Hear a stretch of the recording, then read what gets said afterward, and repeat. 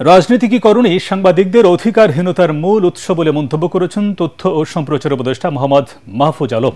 জুলাই গণঅভ্যুত্থানে হত্যাকাণ্ডের গড় হিসাব ফিলিস্তিনের গণহত্যাকে হার মানিয়েছে উল্লেখ করে তিনি বলেন, গণমাধ্যমের সমর্থন না পেলে শেখ হাসিনা এত মানুষ মারার সাহস পেত না। রাজধানীতে বিশ্ব মুক্ত গণমাধ্যম দিবস উপলক্ষে আয়োজিত সেমিনারে তিনি এসব কথা বলেন। বিস্তারিত জানাচ্ছেন সৈয়দ রিয়াজ। রাজধানীর চলচ্চিত্র ও প্রকাশনা অধিদপ্তরে সাংবাদিক কল্যাণ ট্রাস্ট ফ্যাসিবাদী শাসন আমলে সাংবাদিক হত্যা ও নিপীড়ন শীর্ষক সেমিনারের আয়োজন করে। এতে বলা হয়, গত 15 বছরে বিশ্ব মুক্ত গণমাধ্যম সূচকে বাংলাদেশ পিছিয়েছে 44 ধাপ। 2009 থেকে 2024 জুলাই পর্যন্ত খুন হয়েছেন 61 জন এবং নিপীড়নের শিকার হয়েছেন 3588 জন সাংবাদিক। এসব হত্যা ও নিপীড়নের বিচার দাবি করে গত 15 বছরে সাংবাদিকদের বিরুদ্ধে যেসব রাজনৈতিক মামলা হয়েছে তা প্রত্যাহারের দাবি জানান সিনিয়র সাংবাদিকরা। এই রাজনৈতিক মামলাগুলো এবং চক্রান্তমূলক মামলাগুলো যেগুলো আওয়ামী লীগ সরকার করেছে, সেগুলো আমি একটি নির্বাহী আদেশে একদিনে প্রত্যাহার করার জন্য বর্তমান সরকারের অনুরোধ জানাচ্ছি।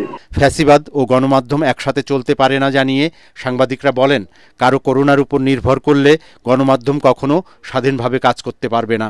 আবার যে ফ্যাসিবাদ আসবে না তার গ্যারান্টি কি আছে? সরকারের সিস্টেম হতে হবে, ফান্ডামেন্টাল চেঞ্জ হতে হবে, যার মাধ্যমে অন্য কোনো শেখ হাসিনা চাইলেও ফ্যাসিস্ট হতে পারবেন না। মোনালিসা হেভি ফ্লো 15 পিস প্যাকেটের সাথে 8 পিসের একটি প্যাকেট একদম ফ্রি।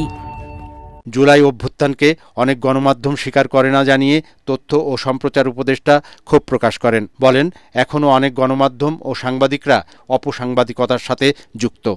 এত কম সময়ে আপনি ফিলিস্তিনে এত লোক মারা যায় না।